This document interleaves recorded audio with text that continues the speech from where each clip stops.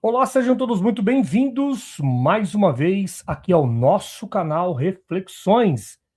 Nós vamos fazer uma análise do culto online, a palavra que foi pregada na boca aí do ancião, o ancião mor da Congregação Cristã no Brasil, aquele que tem amigos maçons, Luiz Carlos Euclides. Ele pregou essa palavra no dia de hoje, 8 de abril de 2026, no culto online. Vocês podem observar que esse vídeo, do lado, na parte de baixo, no canto direito, tem aí a data e também tem o horário o horário que estava sendo presidido o culto, ok? Então nós vamos analisar a pregação desta palavra. Deixa o like, compartilha o vídeo para que esse conteúdo possa chegar para mais pessoas. Bora lá, gente? Então vamos ouvir aqui as palavras do Luiz Carlos Euclides. Ele pregou a palavra, ele leu aos Romanos. Vamos observar aqui o que o ancião pregou. Vamos ouvir. O apóstolo aqui, irmãos, ele faz uma explicação da justificação pela fé, da paz com Deus. Explica também a questão da fé e da obra, porque ele toma, por exemplo, Abraão, nessa carta, ele faz referência a Abraão, um homem de uma envergadura magnífica. Abraão é chamado pai de muitas nações. E ele recebeu uma promessa completamente contrária a toda lógica. Vamos lá. Esse primeiro ponto aqui, ó, o Luiz Carlos Euclides, ele falou a seguinte frase. O apóstolo aqui, que é Paulo, irmãos, ele fez uma explicação da justificação pela fé. Ele toma, por exemplo, Abraão, uma pessoa completamente contrária a toda lógica. Melhor, uma promessa completamente contrária a toda lógica. Beleza? Só que em Romanos capítulo 4, verso 1 ao 3, está escrito assim: Abraão creu em Deus e isso lhe foi creditado como justiça. Gálatas capítulo 3, 6, confirma que a fé de Abraão foi creditada como justiça. Lembrando que Abraão não foi salvo ou não foi justificado pelas suas obras. Inclusive, nem porque ele creu em Jesus. Tá certo? Não foi por conta disso. Abraão foi salvo e justificado por causa da obra de Jesus que ocorreu. A obra de Jesus justificou os que estavam antes da cruz e os que estavam depois. Tá? Então, o erro que o Luiz Carlos Euclides ele comete aí, ele diz que Deus fez com que Abraão pusesse para fora o que estava escondido nele. Isso contradiz Romanos capítulo 4, verso 2 ao 5. Abre aspas. Se Abraão foi justificado por obras, tem que se gloriar, mas não diante de Deus. Ora, ao que trabalha, o salário não é considerado como favor, mas como dívida. Ao que não trabalha, mas crê naquele que justifica o ímpio, a sua fé lhe é acreditada como justiça. Então, aqui está muito claro que Abraão ele não foi justificado pelas suas obras, porque ele creu mais, como inclusive o Luiz Carlos Euclides ele coloca um homem de uma envergadura muito, muito grande. Não, Abraão, diante de Deus, é igual a você, igual a eu. Tá certo? Então, vamos lá, vamos continuar aqui. Deixa o like, compartilha o vídeo para que esse conteúdo possa chegar para mais pessoas. Tá aqui o Joesídio. Joel do Presídio, é isso? Joelisídio. Joel do Presídio. CCB, né? Você é um escarnecedor. Você também. Porque está escrito que tem que pagar o mal com o bem. Se você acha que eu estou praticando o mal, o que você tem que fazer? Pagar com o bem. Mas não, o que você faz? Você vem aqui no meu canal para me chamar de escarnecedor. A sua Bíblia diz que você tem que perdoar e você tem que me amar. Está escrito lá. Amai o teu inimigo. Reconcilia, perdoa ele, ame ele. Está escrito, Mateus capítulo 5. Então você é um escarnecedor.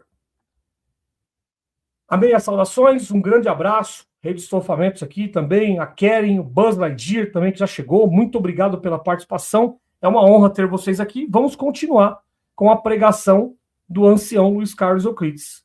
Vamos lá, gente. A toda a experiência humana, porque ele tinha 100 anos. Lembrando, vou só acrescentar aqui, ó, a fé de Abraão não revelou mérito oculto, revelou confiança na promessa. Romanos capítulo 4, verso 18 ao 21. Abraão, esperando contra a esperança, creu, sem enfraquecer na fé. Considerou o seu próprio corpo amortecido, mas foi fortalecido na fé, dando glória a Deus. Vocês podem observar que Paulo não diz que Deus revelou algo escondido nele. Paulo diz que ele creu contra a evidência natural, ou seja, a fé aparece como resposta à promessa, não como qualidade interna secreta revelada por testes. Então isso aqui é um erro do Luiz Carlos Euclides. Lembrando que o Luiz Carlos Euclides ele está pregando aí a palavra inspirado pelo Espírito Santo, e ele não pode errar, tá? Inclusive, a promessa veio antes de qualquer prova. Isso lá nos tempos de Abraão. Gênesis capítulo 15, versos 5 ao 6. Olha o que está escrito lá. Ó. Abre aspas. Olha agora para os céus. Assim será a tua descendência. Ele creu no Senhor. E isso foi lhe imputado como justiça. Então isso já tinha ocorrido lá. Paulo apenas replicou.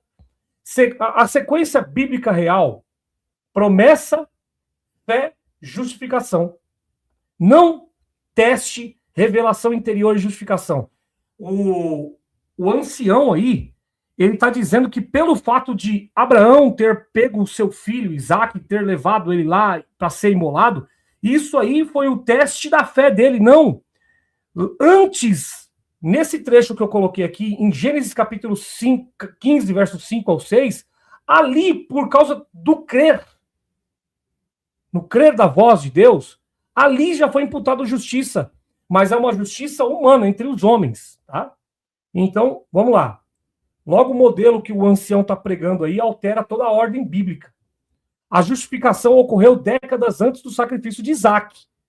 Inclusive, isso é decisivo, a gente entender isso, tá? Romanos capítulo 4 se baseia em Gênesis 15, mas o sacrifício de Isaac acontece em Gênesis 22. Ou seja, Abraão já era considerado justo muito antes do teste máximo.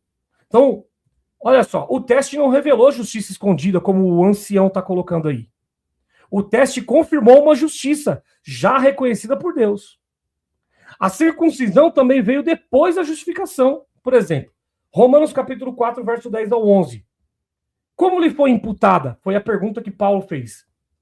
Estando ele circuncidado, circuncidado ou incircunciso? Não no estado de circuncisão, mas incircunciso. Então a justificação ela ocorreu antes da circuncisão, antes da lei. Então isso prova, Deus declarou Abraão justo antes da circuncisão, da lei, do sacrifício de Isaac, de qualquer obra visível decisiva. Então isso prova que a justificação não vem baseada na lei. Na congregação, para você ser considerado como justo, você tem que cumprir a doutrina da congregação. É pela lei, pela doutrina. Logo, não foi necessário extrair algo escondido nele, como o ancião mesmo disse. Deus justificou antes das evidências externas. A promessa dependia de Deus, não da capacidade interior de Abraão. Romanos capítulo 4, 16. A promessa procede da fé, para que seja segundo a graça. Está escrito isso. Então, se dependesse de algo interno, escondido em Abraão, como o Luiz Carlos Euclides ele colocou aí, que ele está enaltecendo a figura de Abraão dentro de um culto que ele deveria enaltecer Jesus. Então, se dependesse de algo interno escondido em Abraão, não seria graça, seria mérito latente. Mas Paulo afirma explicitamente: é graça. A minha graça te basta. Entendeu? O próprio texto bíblico mostra que Abraão falhou depois de crer. Olha que coisa interessante. Exemplos claros. Ele mentiu sobre Sara, Gênesis capítulo 12, 13. Repetiu a mesma mentira depois em Gênesis capítulo 22, verso 2. Tentou cumprir promessas por meio de Agar, Gênesis capítulo 16. Logo, se existia uma virtude escondida, extraordinária, determinante da justificação, Essas falhas posteriores não fariam sentido dentro do argumento do ancião Luiz Carlos Euclides, mas faz sentido dentro do argumento de Paulo. Deus justifica o ímpio que crê. Romanos capítulo 4, 5. Tá certo? Está vendo aí, né, gente? Então, na primeira frase que o ancião soltou aí, já tem esse tanto de refutação. Tá certo? Então, vamos continuar aqui com a fala do ancião. Então, vamos continuar aqui. Vamos lá. A sua esposa tinha 90 anos. E Deus falou que ele ia ser pai de uma nação numerosa. Chegou a falar com ele que ia ser a sua descendência mais do que as areias do mar e ainda mais do que as estrelas do céu. Mas era uma promessa impossível à razão humana. A biologia de Abraão, a biologia de Sara, não era Sara, porque ele pôde ter filhos depois. Sara era estéril. Além do mais, ela era velha. 90 anos não podia mais gerar. E as propostas de Deus foram estabelecidas com ele exatamente para fixar esse norte, essa coisa maravilhosa, poderosa e desconhecida de muitos, chamada fé. A fé. Vocês podem observar aqui que tudo isso que ele está falando é para validar a crença que acontece dentro da congregação. O ancião prega a palavra em cima do púlpito, e aí você crê na palavra e você vive pelaquela palavra que está sendo pregada. O que ele está validando é exatamente isso aí no púlpito, nesse exato momento, tá? Então, vamos lá. É a fé no quê? Em que você precisa ter fé? Nós temos a fé em Deus no mérito de Cristo, certo? Nós temos a fé em Deus no mérito de Cristo, no esforço e na obra de Cristo. Só que o que o ancião quer passar para as pessoas é que nós temos que ter fé na palavra que sai do púlpito para a gente viver por esta fé. Entendeu? Com virtudes, com obras. Aí eles vão falar, obviamente, que é tocar hino, que é ir na igreja, que, enfim, é para fazer tudo aquilo que ele vai ensinar aí. Tá? Continuando, vamos lá. É o firme fundamento daquilo que a gente não viu ainda, mas a gente acredita.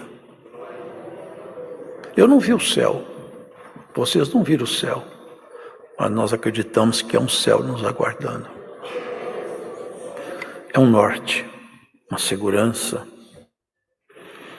E Abraão mostrou isso, e Deus fez com que Abraão pusesse para fora, externasse o que estava escondido nele. Só Deus sabia, porque se Deus não fizesse isso, ficaria só entre Deus e Abraão. Até nem mesmo Abraão seria capaz de conhecer profundamente a si mesmo, até que ponto ele poderia ir na sua confiança com Deus. Porque nós não nos conhecemos tão bem como a gente imagina. Nós temos muita coisa em nós que nós não nos conhecemos bem. Nós temos reações que não são boas e elas só afloram quando o ambiente é propício para mostrar onde está o nosso ponto de fragilidade. E tem pessoas que têm ações tão maravilhosas que ela nem sabia que poderia praticar aquela ação, mas quando surge um momento, o sentimento dela aflora. Esse dia eu vi um pai que, no risco da sua vida, entrou na cirurgia de risco para passar um pedaço do fígado para a filha dele. Para ele morrer tentando salvar a filha, era tudo de bom. Ele mostrou que ele carregava um sentimento de amor muito forte escondido nele, aflorou porque uma oportunidade surgiu. Assim, para o bem e para o mal, surgem as oportunidades para a gente mostrar o que está escondido em nós. Vocês observaram aí que ele deu um exemplo. Primeiro ele fala de uma frase filosófica chamada conhece-te a ti mesmo. É o que eles colocaram no tópico de ensinamento. E segundo ponto aqui é que ele traz um exemplo de um pai que entrou dentro de uma cirurgia para poder dar uma parte, acho que um fígado, sei lá, dar um órgão para a filha para poder ela viver, ou ele viver. certo?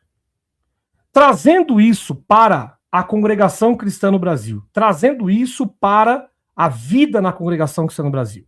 Isso se chama empatia, tá, gente? Isso aqui se chama um amor tal onde você se doa pela pessoa. Agora, trazendo isso para a congregação cristã no Brasil, vou dar um exemplo. Quando eles tiram a liberdade das pessoas, quando eles tiram a liberdade de um pecador, né? Uma pessoa que está com o fígado com problema, vou colocar assim, né? Uma pessoa que está falhando o rim, vou colocar assim, que é um pecador, fornicou, adulterou, a pessoa cometeu um pecado ali, entrou para a sala de cirurgia. Os anciães, eles dão o outro fígado para essa pessoa, ou seja, os anciães, o que eles fazem? Eles ajudam a matar? Como assim ajudam a matar? Eles cumprem a lei. Não, você não pode mais chamar hino, você não pode mais orar aqui. Você não pode mais, você pode orar na tua casa, você pode cantar hino na tua casa, ninguém te impede, mas aqui não. Aqui é um local de santos. Então, trazendo isso, essa historinha que ele contou aí, do pai que entrou dentro da sala da cirurgia e deu para a filha um fígado, um rim, e salvou a filha. O ancião faz isso? Vou pegar aqui a história que aconteceu com o Naldo. Lembra do Naldo, que infelizmente tirou a sua própria vida? A história do Naldo. O Naldo, ele teve apoio de um crítico. Ele quis contar a história dele para um crítico. Quando ele recebeu a visita de irmãos do ministério na casa dele, o que os irmãos do ministério foi fazer? Foi cobrar ele. Não, irmão, o irmão precisa entregar currículo. Não, irmão, o irmão precisa ter mais fé. E eles nem supriram a necessidade do Naldo, nem acolheram o Naldo. O que aconteceu? O Naldo fez um áudio, mandou para o crítico falando: quem deveria me acolher e me abraçar não me abraçou. Ou seja, o que o ancião tá ensinando aí, por intermédio dessa historinha que ele está contando, é tudo mentira, é tudo engano. Ele está enganando as pessoas com isso aí. Porque na congregação não existe isso. Você quer um exemplo claro? Um exemplo claro. As pessoas que saem da congregação cristã no Brasil, os anciãos chamam do que aí? Eles chamam essas pessoas de porca lavada, de imundos, de defuntos, mortos, porcos que voltam a... Enfim, eles chamam essas pessoas, eles falam que essas pessoas que saem da CCB, elas viram alcoólatras, viram bandidos, viram prostitutas, entendeu? Viram ladrões. Aí eu pergunto para você, isso é semelhante a isso que isso que eu tô falando aqui agora, é semelhante a isso que o ancião tá colocando aí de exemplo, de doar o fígado, doar o rim? Não, é ajudar a matar. Entendeu? É exatamente isso. Então, o que o ancião está colocando aí, que é muito bonita essa historinha, não acontece na ponta, aqui no meio dos fiéis da CCB. Isso não acontece. Tá certo? Então, o ancião aí, nesse momento, ele está enganando as pessoas. Ele está lubridiando essas pessoas com essa falsa narrativa. Tá certo? Então, a frase que o ancião falou foi o seguinte: nós não conhecemos tão bem como a gente imagina. Surge a oportunidade para a gente mostrar o que está escondido em nós. Jeremias capítulo 17, 9. Então, ele está ensinando as pessoas a se conhecer melhor, ou seja, confiar em você mesmo e se conhecer. Jeremias 17, 9. Está escrito, abre aspas, enganoso é o coração, mais do que todas as coisas, e desesperadamente corrupto. Quem o conhecerá? Provérbios capítulo 28, 26. O que confia no seu próprio coração é insensato, mas o ancião está dizendo o contrário. O ancião está dizendo que você precisa se conhecer melhor. Qual é o problema aí? O ancião, ele coloca a autodescoberta humana como meio de revelar virtudes, mas as escrituras ensinam que sem Deus não há bondade verdadeira. Romanos capítulo 3, verso 10 ao 12. Não há quem que faça o bem. Não há nenhum sequer. O ancião, ele está dizendo para automaticamente o ancião aí deixa claro que não é para confiar em Deus, é para confiar em você, ou seja, para você se conhecer, porque o certo é ele dizer, o certo é ele dizer, gente, vamos conhecer mais a Deus. E Deus é revelado aonde? Na Bíblia. Vamos conhecer mais a Deus, vamos nos aprofundar estudando mais a Bíblia. Mas na congregação é ao contrário. Estudem mais para ser músico. Até para a limpeza da igreja. Eles passam ali instruções, manual para se limpar a igreja da forma correta. Eles têm preocupação e zelo pelo templo e eles têm preocupação e zelo pelos músicos. Manual de instruções, tópicos, ensinamentos para aquela comunidade ali, para regras e doutrinas, mas eles não têm zelo por Deus. Zelo em conhecer Deus. Eles conhecem a lei, mas eles não conhecem Deus de verdade. Tá certo? A Escritura ensina que o bem verdadeiro procede de Deus, não do interior humano, natural do homem. Tiago capítulo 1, 17. Toda boa dádiva e todo bom dom perfeito vem do alto, descendo do Pai das luzes. Aí o ancião está dizendo que não. Você precisa se conhecer melhor para que você possa produzir boas dádivas. Um cristão genuíno ele não deveria falar dessa forma. Isso muda completamente o eixo da afirmação que o ancião está dizendo. Se o bem verdadeiro vem do alto, então não está simplesmente escondido dentro de nós esperando oportunidade. Logo, é errado dizer que a virtude não é reserva interna natural. É correto dizer que a virtude é dom concedido por Deus. Isso aí é fato. Isso aí é um consenso entre o cristianismo. Eu não deveria nem estar ensinando isso para o ancião. O amor sacrificial citado no exemplo lá do pai salvando a filha que ele colocou aí, é descrito na Bíblia como fruto da ação divina. Por que esse ancião, ao invés dele pegar trechos bíblicos, ao invés dele pegar o exemplo de Jesus, que se entregou pela humanidade, por que ele pega o exemplo do pai que salvou a filha? Ele deveria pegar exemplo da própria Bíblia, mas por que ele não faz isso? Porque eles não creem na Bíblia. Romanos capítulo 5, 5. O amor de Deus foi derramado em nossos corações pelo Espírito Santo. Ou seja, o amor verdadeiro não é apenas potencial humano latente. É algo derramado por Deus. Sem essa ação, não aparece. Entendeu? A Bíblia ensina que o coração humano natural não produz espontaneamente amor sacrificial. Segundo Timóteo 3, 1, 3, descreve o estado humano nos últimos tempos, sem afeição natural.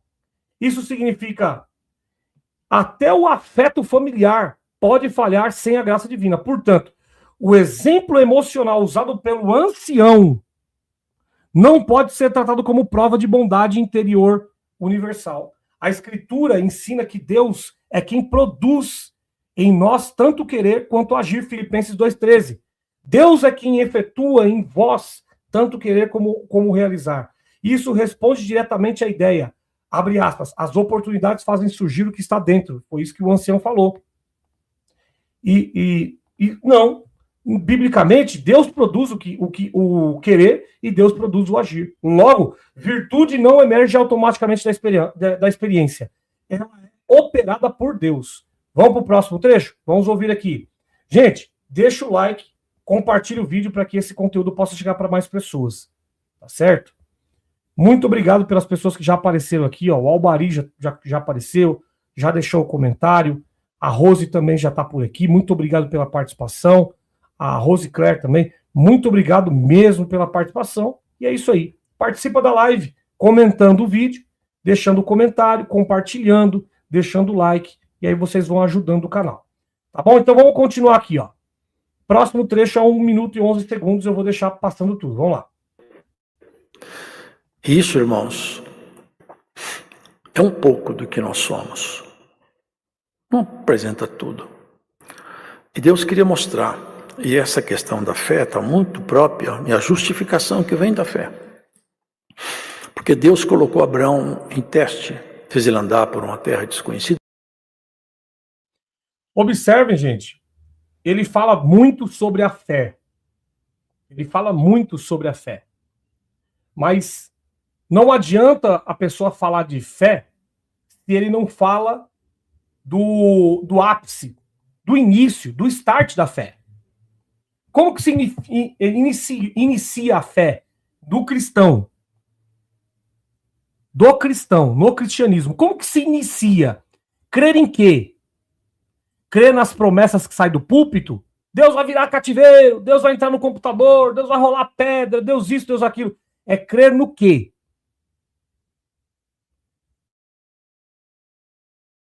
No que a Bíblia se concentra? Qual tipo de fé que está escrito na Bíblia que o cristão deveria ter?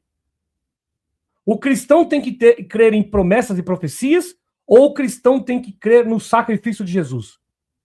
Se eu crer nas promessas, nas profecias, nas revelações, nas doutrinas da congregação, o que isso vai produzir em mim? Se eu crer no sacrifício de Jesus somente, o que isso produz em mim? É isso que ele deveria ensinar. Mas não, ele vai bater em cima de promessa, de fé, no caso, de fé, para poder validar a pregação que sai da boca do ancião e os tópicos, ensinamentos, as doutrinas e assim por diante. Mas será que isso produz verdadeiramente um cristão genuíno ou um cristão disfarçado, cheio de hipocrisia, só de rótulo? Vamos continuar aqui, ó. Vamos lá. Ele fez uma promessa absurda. E ele acreditou. Ele acreditou. A mulher dele até achou graça, até riu. Mas ele não. Ele até perguntou, mas eu já sou velha, minha esposa ela é estéril. Mas o que falou com ele foi assim, no tempo da vida eu passo por aqui e ela vai ter uma criança. O que era impossível, Deus fez. Porque, vejam vocês, irmãos, o que é impossível para Deus? Essa palavra não se aplica em Deus. Deus tem atributos que são incomunicáveis a qualquer criatura. Ele é o único ser que conhece absolutamente tudo.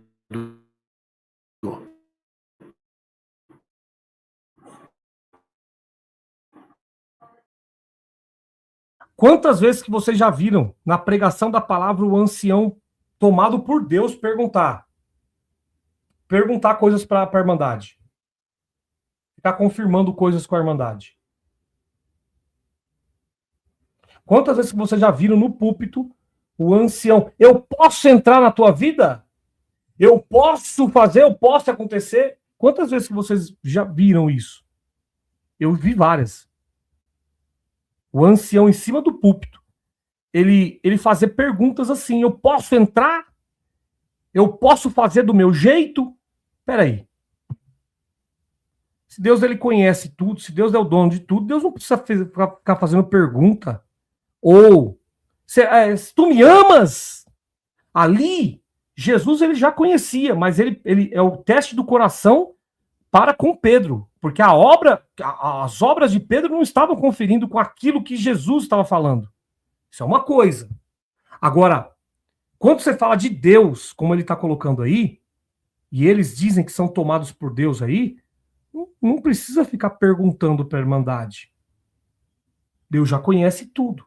Agora vocês podem observar que ele está batendo muito na tecla sobre essas obras aí, de o que é impossível sobre a madre se abrir. Gente, deixa eu falar uma coisa para vocês. O mais impossível, quer dizer, a única obra impossível de acontecer, Jesus fez na cruz. Por que ele não enaltece a obra de Jesus feita na cruz? Por que ele coloca que a abertura de uma madre é impossível? O que era impossível aconteceu na cruz. Ele deveria enaltecer isso. Mas ele está indo lá no Velho Testamento para enaltecer o quê? Uma madre que se abriu por intermédio de uma profecia. Entendeu? Por quê? Ele quer validar essa profecia que sai do púlpito. Vamos lá, continuando. Que está em todo lugar e não pode ser contido em lugar nenhum. Nem os céus dos céus contêm Deus. Vocês podem observar que ele falou aí, um atributo de Deus, que Deus está em todos os lugares. Deus está em todos os lugares. Aí entra o grande problema, né? Eles dizem que Deus se aparta das pessoas. Deus se aparta de você se você não tiver fé. Inclusive ele vai falar aí que Deus se aparta de você se você não tiver fé. Mas se Deus está em todos os lugares, como é que ele pode se apartar de alguém? Então, isso que ele prega, que ele próprio está dizendo que é atributo de Deus, que Deus está em todos os lugares. Se Deus está contido em todos os lugares, do menor lugar até o maior, então não tem como ele se apartar de alguém. Ele é tudo. Só que o ancião ele vai falar o contrário, ele vai falar que se você perder a fé, Deus se aparta de você. Isso é ilógico, dentro do raciocínio que ele está colocando aí. Ele está em qualquer lugar ao mesmo tempo. E não tem nada que ele não possa fazer. Não tem nada que ele não possa. E tem coisas que ele estabeleceu que criam um conflito na mente das pessoas. Se Deus pode fazer o que ele quer, por que ele não salva todo mundo? Se ele falou que não tem prazer na morte do ímpio? Porque o querer dele... Aí entra o grande conflito. Olha o conflito que ele está colocando as pessoas. Peraí. Se Deus, ele é onipotente, omnibenevolente, e ele tem poder de salvar todo mundo, por que ele não salva? Vou dar um exemplo aqui a vocês. Adão conseguiu deixar o pecado para todo mundo. O Adão conseguiu, por intermédio do seu pecado, ele conseguiu fazer todo mundo pecador. Como que Jesus não consegue fazer todo mundo salvo?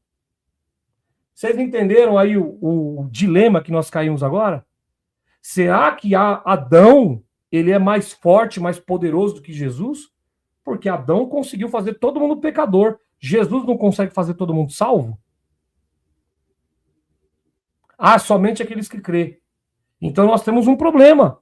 A onipotência. Porque a onipotência, ela passa por cima do seu crer. Ele não precisa do seu crer.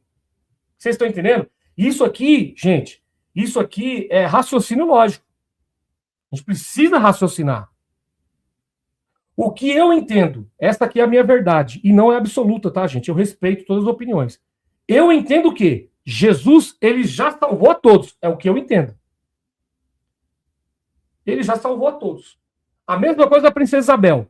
Quando ela assinou a Lei Áurea, todos os negros se tornaram não escravos mais. Pronto, a partir de hoje, vocês não são mais escravos.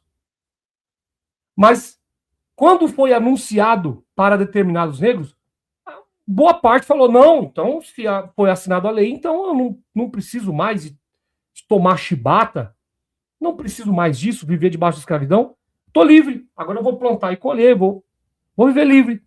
Só que teve alguns que falaram, não quero isso. Não quero viver livre, eu quero viver como escravo. É a mesma coisa aqui no nosso meio. Tem pessoas que optam por não querer. Não aceito isso. Mas elas receberam o sacrifício de Jesus? É claro que receberam. Receberam, mas elas não aceitam. Não, eu quero a lei. A lei para mim é melhor. Não, mas eu estou dizendo aqui que o sacrifício de Jesus já te libertou, cara. Você não precisa mais cumprir doutrina, regra, lei de igreja, não precisa mais cumprir porcaria nenhuma. Você está limpo diante de Deus.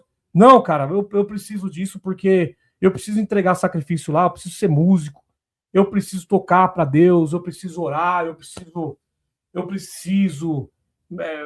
tô sujo, cara, eu preciso me limpar, eu preciso, sabe? Eu preciso fazer alguma coisa para Deus todos os dias, eu preciso ir lá no culto, eu preciso ouvir a palavra, aquela palavra vai me limpar, o hino vai me limpar, a oração vai me limpar.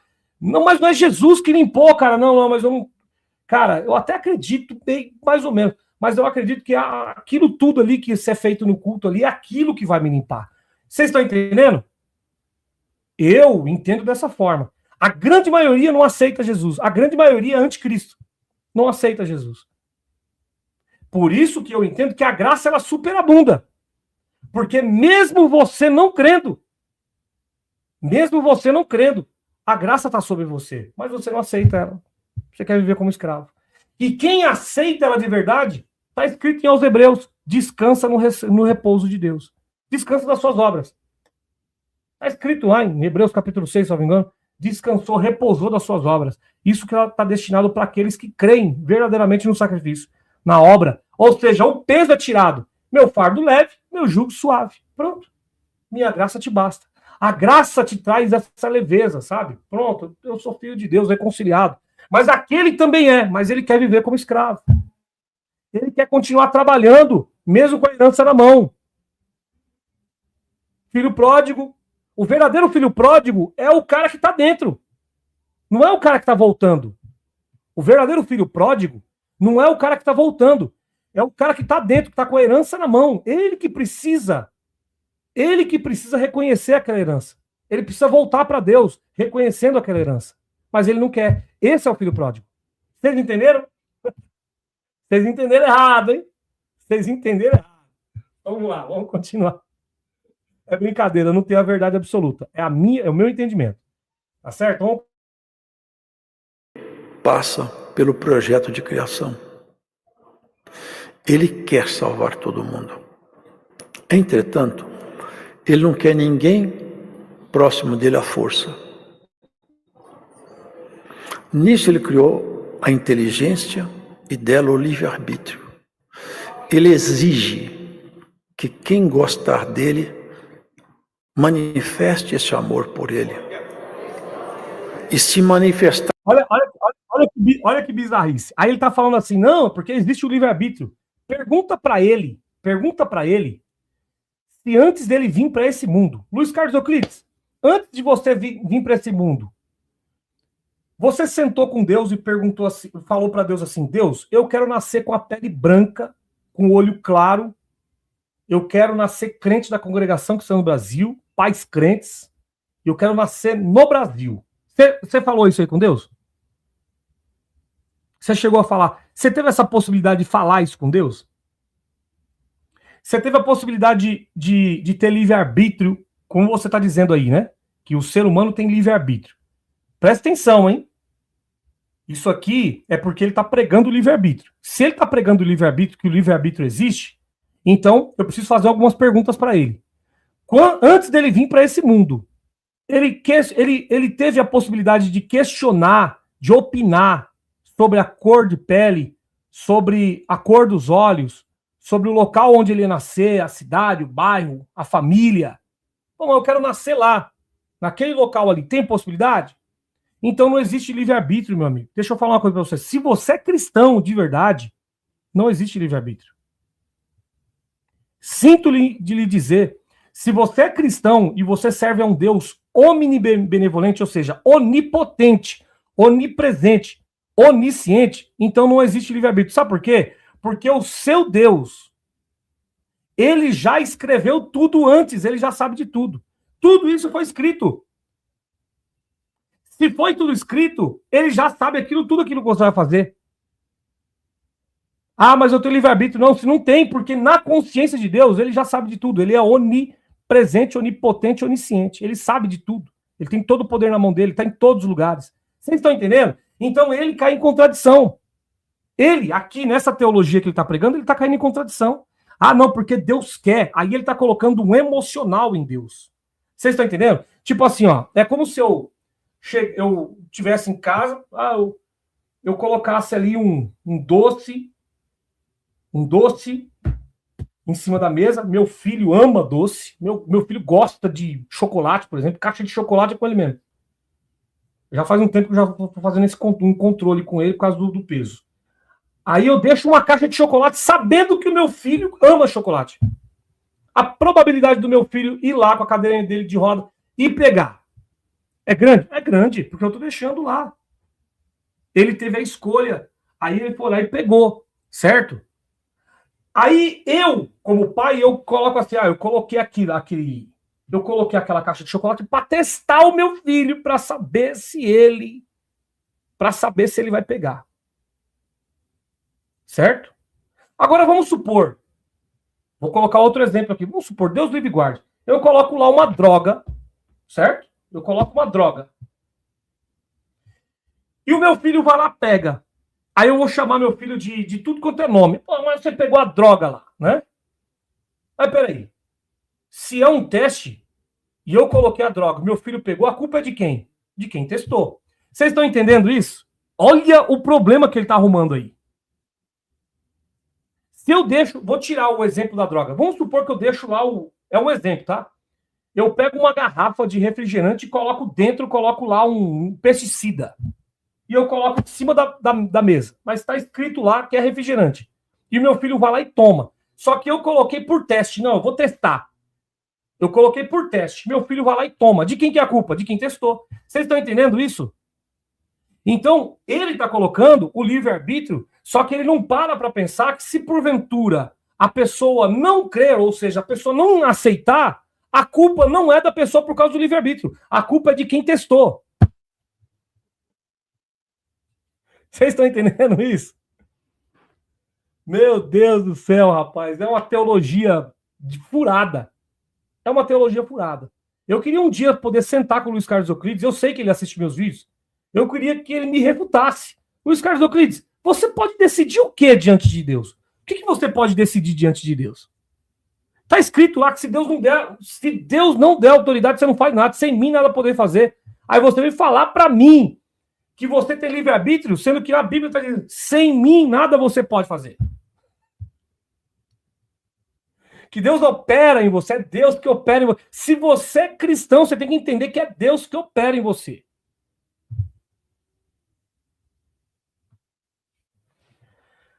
É complicado, né? É complicado.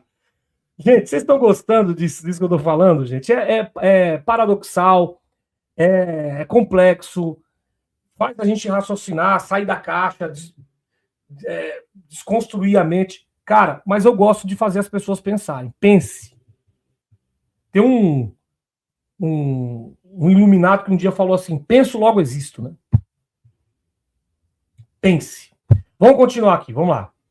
Esse amor por ele move céus e terra para proteger quem manifesta isso. Aí nós temos um problema. Quem crê, Deus move céus e terras para proteger você. Entendeu? Aí na congregação nós temos homens espancadores e Deus assistindo aquela. Quando eu falo Deus, gente, eu não estou falando da divindade mesmo, tá? Eu estou falando do Deus criado por eles. Eu quero só explicar isso aqui para depois as pessoas não me rotularem. Entenda uma coisa. É pela teologia, pelo Deus criado por eles. Ele está dizendo aí que Deus, ele vai lá, que quem crê no Deus da CCB ali, Deus vai lá e protege de todo mal. Isso é mentira. Quantas mulheres ao longo de mais de 100 anos foram espancadas por vagabundos, crentes batizados na congregação, e o Deus da CCB não protegeu. Pelo contrário, o Deus da CCB mandou abafar. Fez tópico de ensinamento e falou, ó, pregou em cima do púlpito, levou pro quartinho e falou, ó, entrega na mão de Deus. Ah, mas apareceu ali Maria da Penha. Apareceu, se não fosse Maria da Penha, meu amigo, vocês ainda iam continuar ainda pregando essa teologia furada de vocês. Aí vocês estão vendendo para as pessoas que quem crê, Deus vai guardar de qualquer tipo de mal, vai proteger as pessoas. Protege? Tanto de câncer. Então, se Deus protege, por que você não vai lá no Hospital do Amor que vocês construíram, no hospital lá do câncer lá que vocês têm em Barretos? Por que vocês não pregam isso para as pessoas? Porque se você creu, então Deus vai proteger vocês, Deus vai libertar vocês desse câncer aqui agora. Por que vocês não pregam isso lá? Não pregam, sabe por quê? Porque vocês sabem que isso é falso. Mas Deus vai proteger, sabe como? Dando acalento para aquela pessoa, fazendo com que aquela pessoa passe por aquele processo. Não. Você falou que Deus protege aquelas pessoas. Por que aquelas pessoas pegaram câncer? Deus não protegeu. É porque vocês vendem uma proteção falsa. Você está entendendo, Luiz Carlos Euclides? Não adianta, cara, deixa eu falar uma coisa para você. Você vai passar por... Você ainda está um idoso bem... com plena saúde, que eu percebo. Mas vai chegar o teu tempo também. E não adianta, cara. Você vai procurar medicina, você vai procurar remédio, você vai procurar ciência, coisa que você abominou, você vai procurar. Não adianta, cara. Negar vacina, negar isso, não adianta ser negacionista, falar que a Terra é quadrada, a Terra é plana, que... Não adianta. Você vai ter que cair na razão. Tá certo? Então vamos lá, vamos continuar aqui. Ele fez com Abraão um teste que eu considero, na minha modesta avaliação, é o teste mais difícil que pode ser fedido a um homem. Eu acho que, para mim... Deixa eu só colocar um ponto aqui. A 1h, 11 minutos e 23 segundos, ele colocou: ele exige que quem gosta dele manifeste esse amor por ele. Olha só, um Deus onipotente, um Deus que tem já todo o poder na mão dele, falando pra formiguinha, né? Um Deus que abarca todo o espaço-tempo, olhando para a formiguinha e falando assim: eu exijo que você manifeste o amor por mim, formiguinha.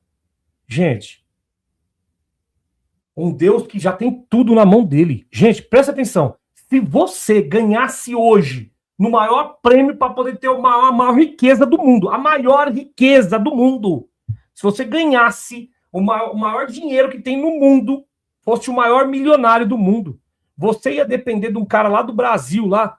Eu tô aqui na Ilhas Caimãs aqui, eu sou o maior milionário aqui. Eu tô dependendo do Michel Oliveira manifestar o amor por mim. Eu sou o dono do mundo, pô. Eu tô a riqueza na minha... Luiz Carlos Euclides, eu quero que ele manifeste o amor por mim.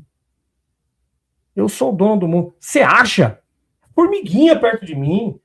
Gente, ou a gente coloca Deus no local que ele tem que estar, que é o onipotente. Ele não precisa do meu amor.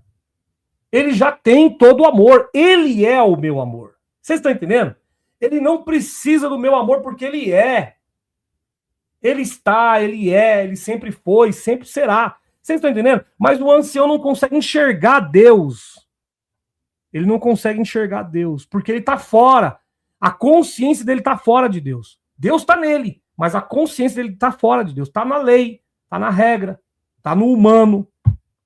Por isso que está escrito lá em Gênesis que foi dada uma sentença que era para a serpente comer o pó. Ou seja, você vai viver do suor do seu rosto. É claro, é o que o Luiz Carlos Euclides está praticando aí agora, vivendo do suor do seu rosto. Não vivendo da consciência de Deus, vivendo segundo da consciência humana, dentro do orgulho, da vaidade. Deus, ele quer que eu dê amor para ele. Isso é orgulho, isso é ganância, isso aí é jactância, rapaz. Deus não precisa disso, não. Rapaz, aí precisa de um Michel Oliveira para poder ensinar o Luiz Carlos Euclides. Meu Deus do céu. E ele tem o Espírito Santo, hein? Ó, nós temos um problema aí. Aí ele falou assim, ó, ele exige que Deus, né? Deus. Ele exige que quem gosta dele manifeste esse amor por ele. E se manifestar esse amor por ele, ele move céus e terra para proteger quem manifesta isso. Presta atenção. Se Deus, presta atenção aqui nessa matemática aqui, ó. Se Deus, ele quer, olha só essa matemática aqui, ó. Vou colocar aqui de novo. Se Deus, ele exige que quem gosta dele manifeste esse amor por ele, logo, esse Deus, ele está deixando claro que ou está faltando alguma coisa nele, e ele exige que você manifeste para ele, certo? Eu entendo dessa forma, porque se ele exige, então ele está precisando da sua produção. Então nele não tem essa produção, ele está precisando que você produza para ele. Mas a Bíblia está dizendo que Deus é amor. Mas ele está precisando que você produza esse amor para ele. Mas está escrito que ele já tem amor, que ele já é amor. Então esse ancião, ele está contradizendo o próprio Deus. Isso é uma heresia. Ele está pecando contra Deus. Continuando. E se manifestar esse amor por ele, ele move céus e terra para proteger quem manifesta isso. Isso aí é outra heresia. Que é o quê? É a troca. Isso aqui é a prostituição. Você dá amor para mim, eu vou te proteger. Relacionamento não é gratuito. O relacionamento é uma troca aí. Você está pagando pela prostituição. Então, aqui, ó. Aqui aparece a ideia de proteção especial garantida a quem ama a Deus. Mas os textos que eu trouxe aqui agora, Deus ama também quem ainda não corresponde. O exemplo, João capítulo 3,16. Deus ama até os inimigos. Aqui, ó. Lucas capítulo 6, 27 e 36. Cristo morreu quando ainda éramos pecadores. Romanos 5:8. Ou seja, o amor de Deus não depende primeiro da manifestação humana. E mais, Jesus manda mal até os inimigos, justamente porque Deus faz isso antes. Mateus capítulo 5, 44, 48. Logo, não existe base bíblica para dizer que Deus protege apenas quem demonstra amor por ele. O padrão bíblico é: Deus ama antes da resposta do homem. O ancião usa Abraão como um exemplo máximo de fé e amor a Deus. Mas ele comete um erro lógico devastador. Primeiro, Abraão manifestou amor a Deus? Sim. Deus protegeu Abraão de todas as dificuldades? Não. Então o ancião, ele mente aí. Por que ele mente? Porque ele conhece até a Bíblia. Esse ancião conhece a Bíblia. Mas ele constrói uma narrativa para deixar aquelas pessoas escravas da ideologia dele. Olha só. Os eventos da vida de Abraão. E Deus protegeu ele. Peraí, ó. Fome na terra prometida. Gênesis capítulo 12, 10. Abraão teve que descer ao Egito. Deus, ele protegeu Abraão? Não. Sara foi tomada por Faraó. Gênesis capítulo 12, 15. A proteção veio depois do trauma. A guerra contra os 4 reis. Gênesis 14. Abraão teve que lutar. Deus protegeu? Não, ele teve que lutar. A espera de 25 anos por Isaac. Gênesis capítulo 12, 21. Um longo período de aparente silêncio. Deus pede Isaac em sacrifício. Gênesis 22. Submetido ao teste mais cruel. Então, se Deus, ele move céus e terra para proteger quem manifesta o amor por ele, por que Abraão passou por fome, guerra, sequestro da esposa, espera de décadas e o teste do sacrifício? O próprio exemplo que o Luiz Carlos Euclides usa contradiz a sua própria afirmação. Certo? Então vamos continuar aqui. Deixa eu só colocar aqui na próxima refutação. Pronto. 1h, 12 minutos. Vamos continuar aqui. Nada é mais difícil do que Deus falou com ele. Pediu para ele matar o próprio filho em cima de um altar, com uma faca, uma adaga. Para mim isso é o ápice. E ele fez, e vocês conhecem bem isso aí, não é? Aqui, ó. Aí ele está dizendo que para ele isso aí é o ápice do amor, né? O ápice do amor é o Abraão ter pego o seu filho e ter ido levar para tirar a vida do filho. Para mim, o ápice do amor é você pagar uma dívida que uma dívida de pessoas que você uma dívida de pessoas que você não conhece, né? Mas Deus conhece. Mas olha só que coisa interessante. Se já é difícil você pagar uma dívida de pessoas que você não conhece, dirá de pessoas que você conhece, sabe que essas pessoas são muito ruins, não são justas. Você pega o Velho Testamento lá, vocês vão ver assassinos, pedófilos, vocês vão ver adúlteros, vocês vão ver uma série de situações lá, gente. Homicidas. Vamos lá, pega lá, Davi. Davi foi um homicida, matou milhares de pessoas, mandou matar o seu próprio amigo, adulterou, ficou com a esposa do seu próprio amigo, mandou matar seu amigo. Pega lá o exemplo lá de Sansão, que matou milhares de pessoas, inclusive na sua morte, morreu muito mais do que em vida. Isso tudo por causa da sua crença e fé. Você pega Moisés, você pega Josué, que foi o pior dos exterminadores, entrava em tudo quanto é cidade. Você já imaginou você estar na sua casa com a sua família, você ter a sua crença, de repente chega um cara e fala assim, não, por causa da sua crença eu vou entrar dentro da sua casa e vou exterminar todo mundo, e eu ainda vou pegar a sua esposa como oferta, ou seja, como para ser esposa do pessoal do exército aqui. É o que acontecia lá. Pode pegar os textos. Mandando matar criança de peito, mandando matar deficiente, mandando matar idoso, fazendo menininhas escravas sexuais. Dá uma olhada lá. É esse que é o problema. Aí o ancião está dizendo que o ápice é pegar o teu filho para ser imolado em cima da montanha. Não, o ápice é você pagar a dívida de uns caras desses aí, ó. Esse que é o ápice. Se já é difícil você pagar uma dívida de uma pessoa que você não conhece, mais difícil ainda é você olhar para trás e falar, caramba, cara, vocês cometeram tudo isso, mas mesmo assim eu tô vindo aqui quitar a dívida de vocês. Esse é o ápice. Isso aí é um problema. Amar o teu inimigo? Esse é o ápice. Mas o ancião não consegue. O ancião na congregação, ele tira a sua liberdade e ele diz para as pessoas, essa pessoa a partir de hoje é nosso inimigo. Não saúda, não vamos mais orar por ela e não vamos mais visitar ela. Vocês amam seus inimigos? Vocês não amam. Então vocês não conhecem o que é o ápice do amor. Vamos continuar, gente. Hoje eu tô bem tranquilo, tá? Isso aqui era água, tá, gente? Tomando água. Vamos lá. Tá gostosa essa palavra? Quem crê, dá um glória por essa palavra. Tá gostosa essa palavra? Vocês estão se alimentando bem? Quem crê, dá um glória por essa palavra. Vamos continuar aqui. Vamos para o último ponto aqui, tá, gente? Para não ficar muito extenso. Vamos lá. E ele não matou, porque Deus não queria a morte do menino, mas queria mostrar para todo mundo por que Abraão ia ser chamado pai de muitas nações. Porque a confiança dele em Deus, o amor dele em Deus, extrapolava a confiança e o amor no seu filho, na pessoa dele e na sua esposa. E um detalhe muito interessante. Abraão, ele teve uma responsabilidade muito grande. Até Jesus, Abraão era, e Jesus inclusive faz citação dele, tá? Só que o ponto principal é que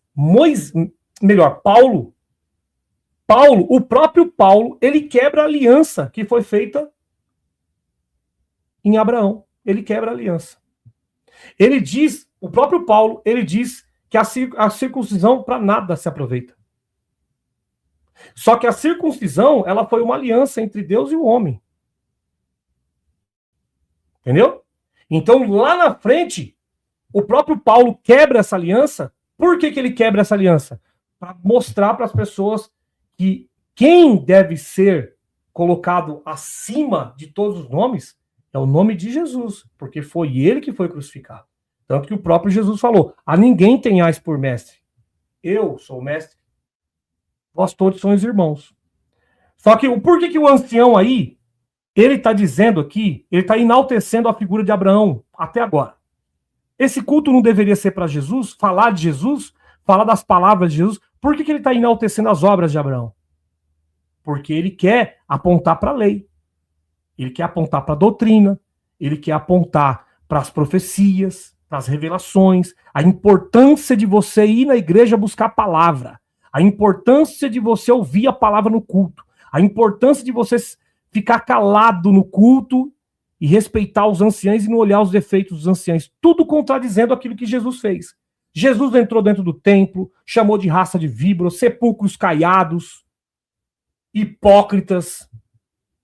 Paulo, ele defendeu que as pessoas devem analisar, tanto que ele falou 2, 3 testemunhas, Jesus falou 2, 3 testemunhas, Paulo, ele também enfatizou que enquanto um prega, o outro analisa. E como é que você analisa? Você tem que saber interpretar. Tá certo? Então, continuando aqui. Aí nós vamos lá o que o Senhor Jesus falou. Quem não amar a mim mais do que pai, mãe, irmão, filho e filha, não é digno de mim. Então, amar a Jesus. Como que amar a Jesus? Como é que a gente tem que amar a Jesus? Então, eu vou só colocar o trecho anterior, que ele falou assim que o teste de Abraão com Isaac. Pediu para ele matar o próprio filho. Para mim, isso é o ápice, ele colocou aí, né? Hebreus capítulo 11, verso 17 a 19. Abraão, quando foi posto à prova, ofereceu Isaac, considerando que Deus era poderoso até para ressuscitá-lo. Tiago capítulo 2, 21, 23. Não foi por obras que Abraão foi justificado quando ofereceu a Isaac. Vedes que a fé cooperava com as suas obras, e pelas obras a fé foi aperfeiçoada. Aí o erro do ancião aí é o seguinte, ele separa a fé de obras, de forma antinômica. Mas Tiago 2, 24 diz, o homem é justificado por obras e não somente pela fé. Mas o homem é justificado por obras de quem? Se a Bíblia aponta para Cristo, no caso do Novo Testamento, aponta para Cristo, é justificado pela obra de quem? Tiago 2, 24 está dizendo muito claro, o homem é justificado por obras de quem? Pelas minhas? Então, Pedro falou diferente de Paulo. Então, um está mentindo porque Paulo disse que a salvação não depende de obras. Efésios 2, 8, 9. Tiago já disse que a salvação... Aqui, ó. Tiago 2, 24. O homem é justificado por obras. Peraí. Se o homem é justificado por obras, então Paulo mentiu. Ou Pedro também, ou Tiago está mentindo. Peraí. Como que nós não resolvemos essa matemática? É simples. O homem é justificado por obras. Obras de quem? De Jesus. Inclusive o próprio Jesus, ele falou, quando foi interrogado, Jesus, que obras devemos fazer? Jesus falou, somente creais na obra daquele que me enviou. Então, o homem é justificado pelas obras de Jesus, e não somente pela fé. Tá certo? Então, vamos continuar aqui, ó.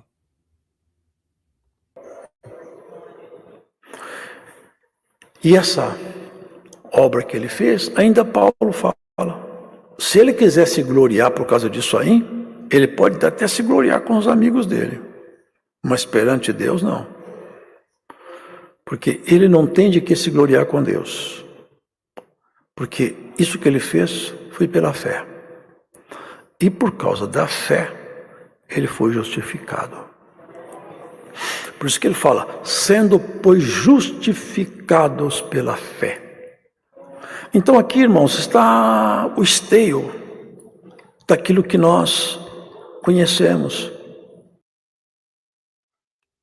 Vocês observam aí que ele enfatizou que o homem ele é justificado pela fé. Certo? Ele colocou aí. Beleza? Então vamos continuar aqui para ver se ele vai se contradizer. Tem a fé salvífica, é a fé em Jesus Cristo. Eu creio em Jesus. Mas não é isso. Não é levantar a mão e falar que eu creio em Jesus. Você sabe isso. Crer em Jesus não é isso. Crer em Jesus, e também não é um ato isolado, num espaço de tempo que já passou. Eu creio em Jesus num dado momento da minha vida. Mas de lá para cá eu continuo crendo. Não é o crer perdido no tempo, é o crer contínuo na sua história. Eu cria ontem, mas anteontem também eu cria. O ano passado eu cria. Há 10 anos. Olha só. Então aqui ele disse antes que é somente crer, certo? Somente crer. Aí ele está dizendo que o quê? É você crer constantemente. Você creu ontem, você creu hoje, vai crer amanhã. Certo? Beleza. Então, se a salvação é pela fé e não é por obras, vamos ver o que ele vai falar agora. Porque ele vai ter que sair dessa conta matemática aqui que ele vai criar agora. Quer ver, ó? Então, eu tenho fé ontem, eu tenho fé hoje, e eu tenho que ter fé amanhã. E se eu perder a minha fé? O que vai acontecer comigo? Olha só. 20, 30, 40 anos eu crio. Eu vou continuar crendo até tombar. A fé é um ato permanente, porque por ela é que nós temos entrado à graça. Você não entrou com nada. Não entrou com as suas obras, com seu saldo bancário, nem com seus belos olhos. Você não entrou com nada, nem eu. Nós entramos só com a fé. E ele então, porque você crê em Jesus e aceitou nele, você passa a ser justificado. É que nós não somos transformados em justos. Porque se nós formos... Vamos lá. Aqui ele fala assim, você só é justificado se você crê em Jesus. Não! Ele está errado aí. Eu vou explicar para vocês. Mesmo não crendo em Jesus, você já está justificado. Porque o sacrifício de Jesus não depende do seu crer. Agora, para você viver reinando em vida, o que é reinar em vida? É você, quando você crê no sacrifício de Jesus, você repousa das suas obras. Você não depende mais das suas obras para você ser salvo, porque você entende que você já está salvo em Cristo. Então, você passa a viver essa justificação. Vocês estão entendendo? Quando você crê, você entra na vida eterna. Você passa a viver a vida eterna aqui, antes da sua morte. Tanto que está escrito no mesmo texto que ele colocou aí, reinarão em vida. Está escrito aí no próprio texto que ele leu. Reinarão em vida. Vocês estão entendendo isso? Isso que eu estou mostrando para vocês é fato. Agora, ele vai dizer que não, vai depender da sua fé. Não! Agora, para você viver livre da escravidão, você precisa crer, é óbvio. Mas se porventura você não aceitar, mesmo assim, essa liberdade vai estar sobre você, mas você não crê, você quer viver como escravo. A justificação vai estar sobre você, mas você não crê, você quer continuar como um injustificado, como um sujo. Vamos continuar aqui. Fôssemos transformados em justos de uma maneira...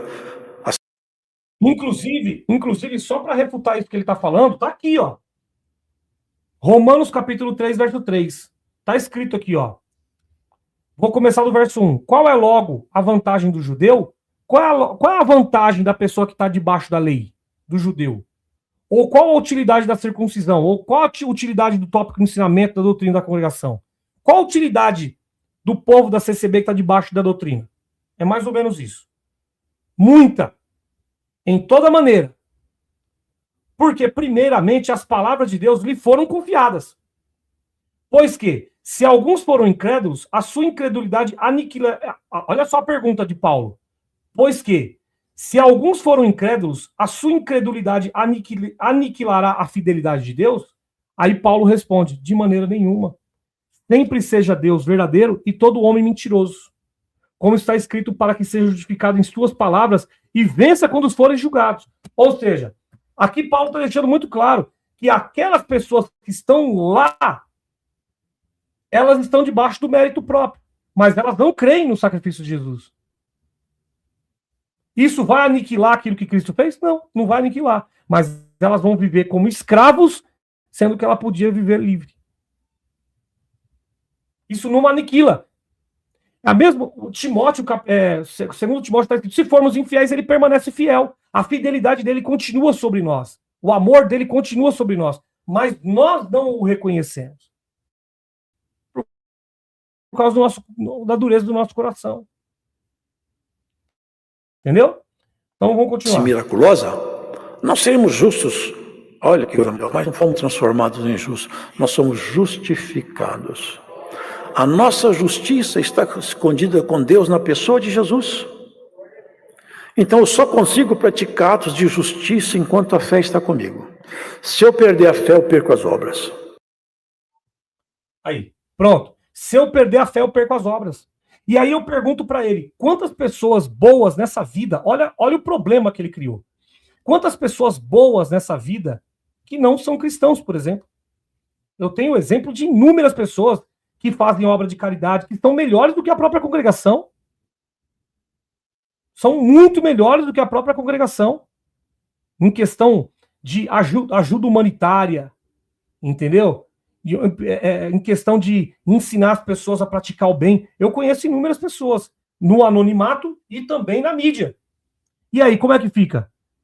Se eu perder a fé, eu perco as obras?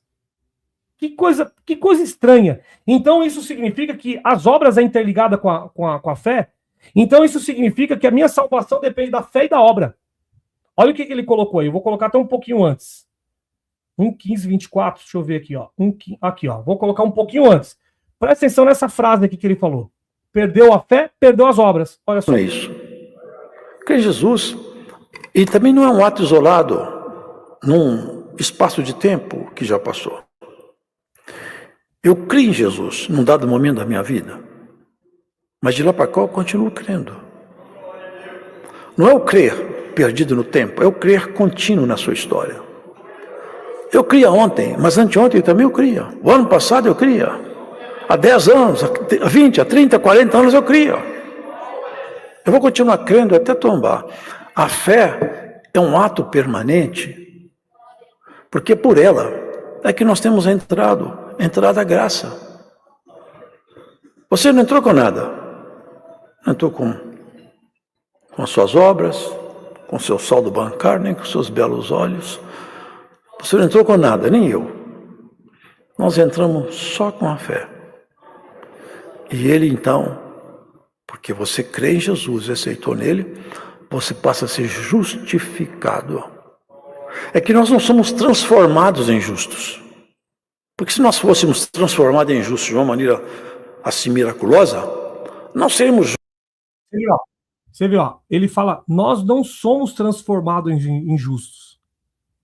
Então ele acredita que a pessoa só é transformada em justo depois que ela muda o comportamento, que ela começa a praticar obras. Ou seja, que ela começa a ir para a igreja, que ela começa a querer aprender a ser da orquestra, a ser músico, que ela começa a frequentar a reunião de jovens e menores.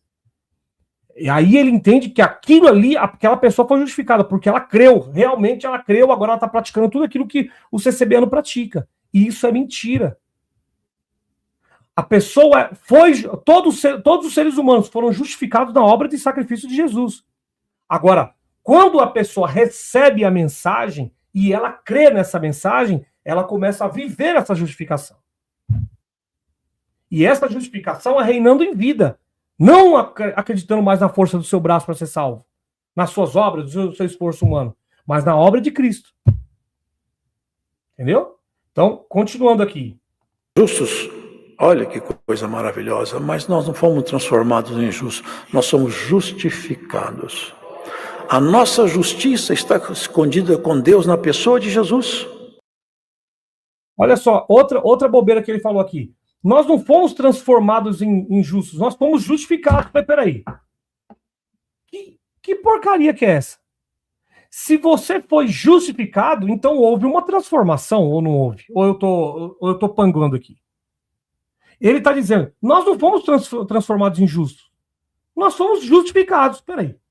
Se você diz que você foi justificado, logo, antes desse ato, você era injusto. Então, a partir do momento que você sai da injustiça e vai para a justiça, houve uma transformação. Mas você, Luiz Carlos Euclides, não quer compreender que houve uma transformação porque você entende que a transformação parte do ser humano e não de Deus. Você não acredita na justificação de Deus. Você acredita que o homem é justificado por ele mesmo, pela mudança do seu comportamento. Isso é uma mentira. Tá certo? Olha só, vamos lá. Então eu só consigo praticar atos de justiça enquanto a fé está comigo. Se eu Tá vendo? Eu só consigo praticar atos de justiça enquanto a fé estiver comigo. É exatamente isso que eu estou colocando. Ele entende que a justificação que foi dada de graça por Deus, tanto que Paulo falou, fomos justificados, não foi por obras. Paulo deixou claro que não foi por obras, mas ele está dizendo que não. Que você só entende que a pessoa foi justificada se ela começa a praticar a obra. Isso é mentira. Ah, Michel, mas é um processo automático. Se você creu, você começa a mudar. Não, nem todos. Nem todos acontece o start de uma hora para outra. Vou dar um exemplo. O ladrão da cruz. Qual foi o momento que aconteceu o start lá para o ladrão da cruz? Dele mudar as obras dele? Não teve. Ah, Michel, mas ele não podia, não tinha como ele descer da cruz. Não. O próprio texto está dizendo que ele próprio já conhecia Jesus antes. O próprio texto está escrito. Esse homem nada fez. Peraí. Se ele sabia que Jesus não tinha feito nada, é porque ele já conheceu Jesus antes. Está muito claro. Esse homem nada fez, mas nós fizemos. Ah, Michel, mas ali ele está reconhecendo o pecado dele. Não, ele não está reconhecendo o pecado. Porque se ele conheceu Jesus antes, por que ele não parou de roubar, de praticar as injustiças, para ele não ser crucificado? Por que ele não parou? Ele continuou fazendo. E por isso houve a sentença para ele ir lá para a cruz. Porque Jesus não precisou do arrependimento dele. Porque Jesus é acima disso. O amor dele é acima disso. Ele não precisa do seu amor. Ele não precisa nem do seu arrependimento. Ele não precisa, ele te ama. Acima de tudo, ele te ama. Sendo você pecador ainda. Sendo você injusto ainda. Nisso está o amor. Não que nós tenhamos amado a Deus, mas ele nos amou primeiro. Não precisou. É um start dele, não nosso. Vamos continuar aqui. Só para finalizar aqui rapidinho. Vamos lá. perder a fé, eu perco as obras. E a minha justificação acabou. Aí, tá vendo? Perdeu a fé, perdeu as obras e a sua justificação acabou. Aí, isso aí é o pecado de morte. Bonitinho, com frases mais bem aperfeiçoadas, um cara letrado, pregando pregando o pecado de morte para o povo. Aqui, ó. Aí nós temos um problema. É uma heresia isso aí. 1 Coríntios capítulo 6, verso 11. Está escrito, abre aspas, mas fostes lavados, mas fostes santificados, mas fostes justificados em nome de quem? Das suas obras? Não, do Senhor Jesus. Romanos capítulo 5, 19. Pela obediência de muitos serão constituídos justos. 2 Coríntios 5, 21. Para que nele fôssemos feitos justiça de Deus. Nele fôssemos constituídos justiça de Deus. Romanos 8, 30. Aos que justificou, a esses também glorificou. Então, Jesus partiu dele. Ele justificou e ele glorificou. O ancião, ele nega a transformação ontológica no ser. Ele ensina que a justificação é apenas posicional e reversível. O cara perde. Ele contradiz João 10, 28. Eu lhes dou a vida eterna, jamais perecerão. Efésios capítulo 2, 8, 9.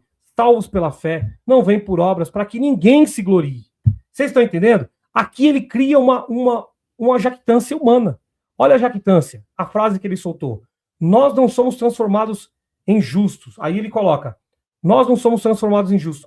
A nossa justiça está escondida em Deus. Se eu perder a fé, eu perco as obras e a minha justificação acabou. Logo, isso aqui é glória humana. Isso aqui é glória humana, isso aqui é jactância, isso aqui é orgulho. Tá certo? Então isso daqui, ó, para que ninguém se glorie. As pessoas acabam se gloriando ali por causa das suas obras e por causa da sua fé. Então ele diz aí, ó, se eu perder a fé, eu perco as obras e a minha justificação acabou. Aqui parece uma contradição interna. Antes foi dito, antes ele falou, entramos só com a fé, sem obras. Agora ele está dizendo que perde a fé. Perder a fé é igual a perder as obras e perder a justificação. Mas a própria pregação dele mostra o seguinte, a fé verdadeira produz obras continuamente. Efésios capítulo 2, 10. Tiago capítulo 2, 22. Logo, fé sem obras não sustenta a justificação. Isso é errado.